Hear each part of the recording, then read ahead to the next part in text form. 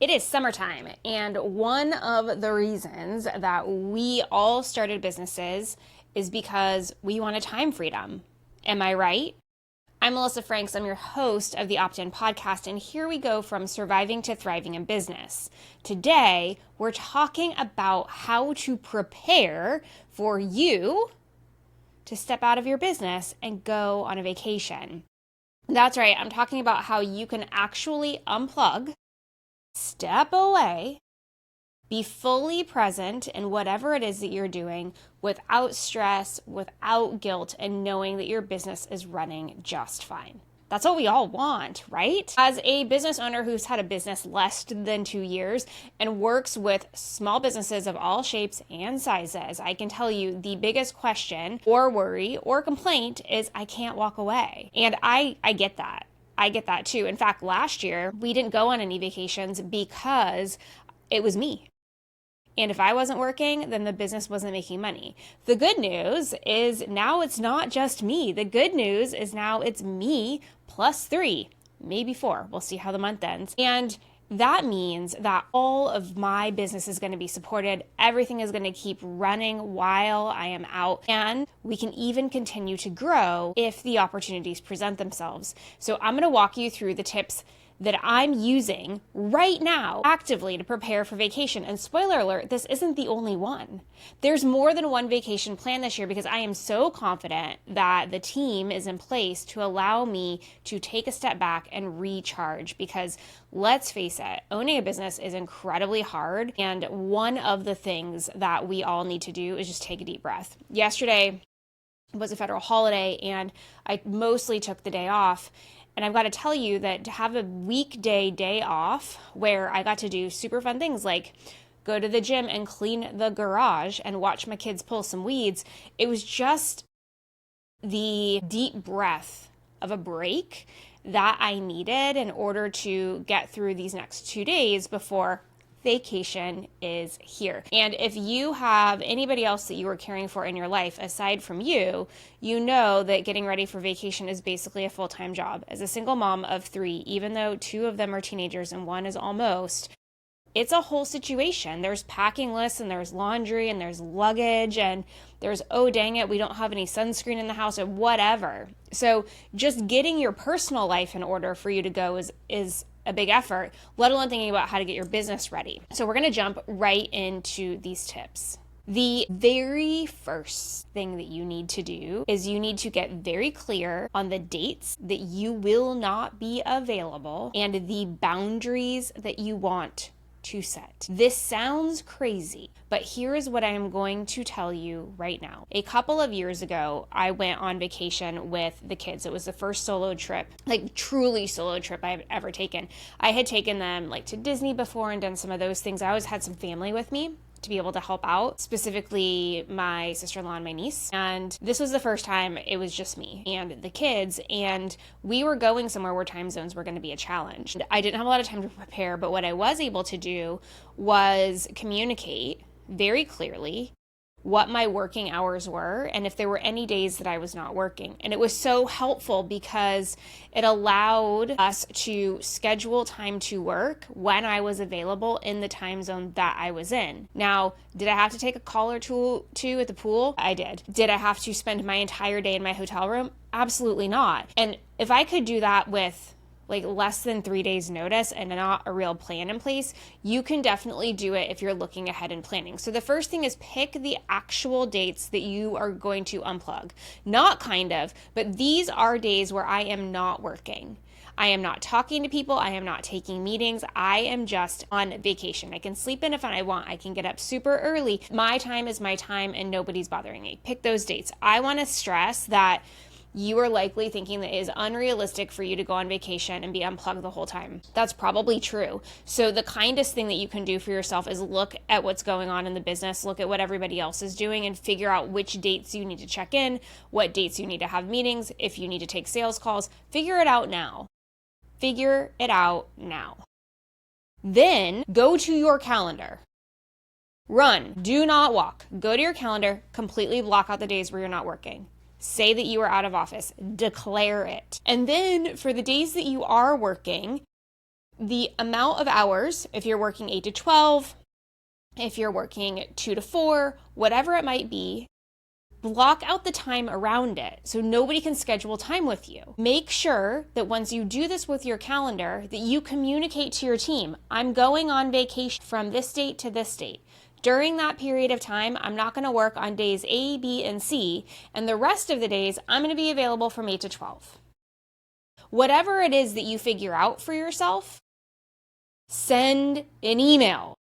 Put it in Slack, put it somewhere where they can find it and reference, and then repeat. You cannot tell them once, you cannot send an email once, you cannot send a Slack message once and expect them to remember. It's your vacation, not theirs. They're not going to remember.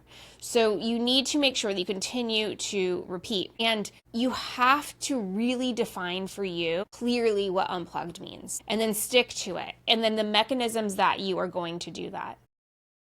What I mean by that is that if unplugged means you're not going to be posting on Instagram, on the business Instagram, if unplugged means that you're not going to respond to Slack, if unplugged means you're not going to respond to emails, my recommendation is you log out of those things so you're not getting notifications. Turn off notifications, take the app off, hide it away, like do whatever you got to do, but actually put some structure in place for yourself, not just voice noise, and tell whoever you're going on vacation with also what your boundaries are so they can hold you accountable. Accountability partners work great everywhere in life, not just when you're trying to work on goals. So that's step number 1, get clear on the dates and the boundaries that you're setting. Number 2 is create a delegation map. So what you are going to do is you are going to audit what you do. What tasks that you do over and over and over again. So what are you responsible for in the business? And what other actions or activities do you do? Are there meetings that you hold? Are there check-ins that you do? Are there actual physical trips that you make to a site? Figure out what the tasks are that you do on a recurring basis and your other responsibilities, and decide what needs to continue to happen while you're out. See, here's the thing. When you own the business or you lead a team, not everything that you do day in and day out has to happen while you're gone. In fact, very little of it needs to happen while you're gone. When I was in corporate, and even when I left a couple of years ago, and I went through that audit of what I do, 90% of what I did at a leadership level, at a COO level inside of a Fortune 500 company actually needed to be handed over to anybody. It could just be missed. I could read the meeting minutes when I got back. I didn't need to have one-on-ones. There was so much that I did daily and weekly to run the business that didn't actually have to happen for the week or 10 days that I was out. Remember, you're not gone for 3 months. You're probably gone for a week at best. Identify the critical must-do tasks, the things that actually have to keep the business running and clients served and products going out the door and et cetera, that need to be delegated. And be really clear on what will and won't happen. Communicate that as well, so the team is not expecting something to happen that's going to be on pause while you're out of the office. Then you determine who you're delegating to. So once you know what you need to delegate, then you need to figure out where it's going. You need to assign ownership. Not just, will you check on this for me? You need to actually say, you're in charge of this thing while I am gone. And here's what that means. You need to be really clear that they have ownership and they have authority and autonomy to operate as if they are responsible completely forever and ever, amen, for the things that you give them. A part of that is for you to define decision-making authority and where that boundary lies, because perhaps you do want to delegate decision-making authority and there's a threshold for where they need to check in with you. That's okay. They can do that on one of the days that you're working. So be really clear. This is what I'm handing to you. You own it. You have authority. You have autonomy. You have the ability to make decisions up until this point. Be clear. Best case, you write it down so everybody has a point of reference to go back to while you are away and when you come back. And then, friends, if you are handing something off to somebody and they do not know how to do it, they have never done it before, they do not have context, you cannot just say, hey, by the way, you're responsible for shipping products for the next week. Good luck. They don't know what that means, really. They are going to mess it up, absolutely, if you do not tell them what to do. So depending on you, write it all down or record yourself and walk through the tasks. I always recommend if you're short on time or you are a verbal processor, like I would prefer to talk all day long than write, then you turn on a camera and you record yourself doing the thing and you narrate as you go. Voila, SOP, at least a quick and dirty one, so that the person can go back and reference over time, how exactly do I do this? Where do I put the label? What needs to be on it? What goes into the box first? How do I finish it up? Where am I supposed to tape? Where do I take it to? What are those hours of service, et cetera, et cetera, et cetera. It's all in either the video or the document that you provide to them so they know how to do it. Best case is that you're delegating something that people already have awareness of and they generally speaking know what they need to do, and you just need to make sure that they're comfortable and good. There will be things that you delegate where you need to provide further explanation and direction, and you need to give them a reference so that they are not calling you when you are not available on your vacation. The third thing, friends, it's gonna be hard to swallow. The third thing that you need to do, you need to anticipate emergencies because they're going to happen. You need to anticipate emergencies. You need to anticipate a crisis. You need to anticipate a fire drill because you have a small business, you work in a small business, you lead teams in a small business, and you know what happens in small business? Stuff. Uncertainty. You get caught by surprise. Emergencies happen now. What I also know about small businesses is that they tend to be highly emotional. They tend to be full of people that care so much about the business and the clients and the products and the mission that emotions run hot and high. And when the leader is away, small things can become huge things purely because there isn't somebody to reset the stage. And so this is absolutely a situation where you are stepping back and away, and even though you are delegating and maybe you have other managers in your business, there will be a moment where somebody panics. Maybe rightfully, maybe not, but there will be a moment. So what you should do to prepare is define an emergency. If this happens, it's an emergency. If there is a shipping strike, it's an emergency. If somebody hacked our bank account, it's an emergency. If our key employee doesn't show up to work for 3 days in a row, it's an emergency, right? Define what the emergencies are and then define the escalation path, because here's the thing, depending on the size of the organization that you work in or own, you may not be needed initially. So it could be that a situation arises and you have somebody responsible for shipping and logistics. So if there is a strike with UPS, your shipping and logistics person should be able to say, okay, well, it's going to cost us a little bit more money, but we're going to shift over to FedEx, not an emergency. Is it frustrating? Is it challenging? Is it going to cost the business more? Are you going to need to know about when you get back? Yep. Do they need to call you while you're on a fishing boat in the middle of the Pacific Ocean? No. It could be that somebody gets injured at work and it needs to go to the hospital. Now, they can handle that on their own, but what they may not know is that you need to call the insurance people. What they may not know is that you need to loop in HR. What they may not know is that you need to fill out an incident report. So then they should call you and say, Sally fell off a ladder and was knocked out unconscious and we had to call 911. Kind of a big deal. Emergency, right? You have to be able to look at your business and say, what are things that could likely happen that are going to send everybody into a tailspin, and do they have the means and ability to solve it themselves, or do they need to call me? And just make the list and walk it through with the leaders that are in the business. Now, if you don't have any leaders and you just have a team, that's okay too. Walk them through that. Likely they're going to need to call you more often because you don't have leadership presence, but even then, you will be able to provide guardrails for what is an emergency and not. And you know what, friends? This is something you should be doing anyway, quite frankly.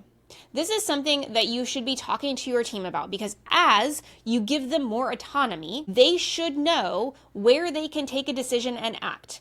The example that I gave with a transportation strike, if you have somebody responsible for shipping and logistics, they should have the autonomy to pivot like that so there's no customer impact and then tell you about it later. They should already know that they can handle that emergency. Now, if there is a terrorist strike and all planes are grounded and all ships are grounded and all trains have stopped and no big trucks are going anywhere. Okay, then they call you. But you know what else? The whole world is having that problem. So there's not necessarily something you can do in that instance. So think about the emergencies, and even if you're not going on vacation right now, it might be good to prep your team for how to handle them so that you're not getting called for every firefight that happens in your business. The fourth thing that you need to do is you need to prep your communications. So you need to set an autoresponder for your email. This is something I forget to do all of the time. And you need to say that you are out of the office. You need to say that you are out. You need to say how long you are out, and you need to give a resource. You need to say, for customer service, email here; for this, email there; for that, email there, right? You need to be able to communicate to whoever is sending you an email. If they really need something to take place while you are out, this is where you go. Okay? So set your out of office, make sure it's firing, make sure it's set with the right dates, set clear expectations about when you'll respond or who they need to escalate to, and give them a return date. Schedule every single piece of communication that you would normally send. Emails, blog posts, LinkedIn articles, social media posts, social media stories, newsletters, client updates. Schedule invoices to send if that's something that you do. Anything where you are sending electronic communication out into the world, schedule it. There are tools to schedule everything. There is absolutely no reason that you need to sit on a Wednesday on your vacation writing a newsletter. Unless you are a procrastinator and just didn't get it done. Unless inspiration strikes you and you just have to feed into your community. Schedule all of your communication. Get it all done before you go. You will never be happier. And I bet you start to pick up better practices in place so that you're doing that stuff in advance and you aren't so stressed in the moment. And then the last thing that you need to do is make sure that if you are a client-facing business of any kind, and you specifically interact with the clients, then the high touch, high value clients, the ones that are you're operating with urgency, the ones that maybe you were only supporting, whatever it may be, make sure you check back in with them. Is there anything else that you need from me? Are we good to go for the next week? Here's the 2 things I'm going to do on these 2 days while I'm out. Here's the meeting I'm going to do. Whatever. Check in with your clients. Make sure they feel good. Make sure they understand what's happening. Make sure that everything has been addressed. Now, step 5. Last step. You have to prepare you to go on vacation. Step 5 is preparing your mindset. And again, we don't spend a lot of time on that. We don't do a lot of woo. We could, we just don't. There's other people that are really gifted at that. But here is what I know to be true. Is you actually have to give yourself permission to take a break. You need to give yourself permission to step back. You need to believe that your business will survive the few days that you are not there. You need to relax. Your people, your teams, your clients, they need you to take a break and relax. So like I said in one of the tips earlier, ways that you can do this are you can remove all the apps from your phone that are work related. You can put them all in a folder somewhere that you hide. You can create a practice if you want that reminds yourself that you're going on vacation. So here's one of the things that I like to do. One of the things that I like to do is go on vacation early in the week. So not Monday per se, but like early in the week so that I still have that weekend like break in me. And I have a day where I can just wrap some stuff up, and take care of my personal stuff. I'm still around, but it's like a trial run of the vacation. And then vacation starts like Tuesday, or vacation starts on Wednesday. So I'm still riding that wave of like weekend mode to get myself into the groove. And then the days leading up to the vacation are a little, not the norm for business, but maybe not. I'm like 1 foot in, 1 foot out. And so by the time I go into business, I'm still kind of in that weekend mode. By the time I go on vacation, I am still in that weekend mode, and it just makes it easier. So whatever you need to do to get yourself mentally ready, do that. And like I said, it's such a good idea. Like ninja hack, I'm just going to tell you this, is having that transition day. Take the weekend, do you for the weekend, get into weekend mode. Have Monday as that day where like you're wrapping stuff up, but you're mostly out, but not quite out, right? And then Tuesday, you jump on the plane. Don't go to the airport and work for 6 hours in the lounge and then get on the plane and expect relaxed. Because you know what happens is when you work, you then end up with a to-do list and you can't unplug. So wean yourself into it.